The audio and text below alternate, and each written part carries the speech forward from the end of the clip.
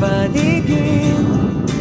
Kung bawat tao ay puno ng pag-ibig, napapawi ang bigati.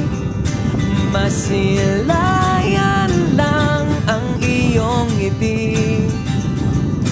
Okay, gandang isipin ang isang mundong puno ng pag-ibig.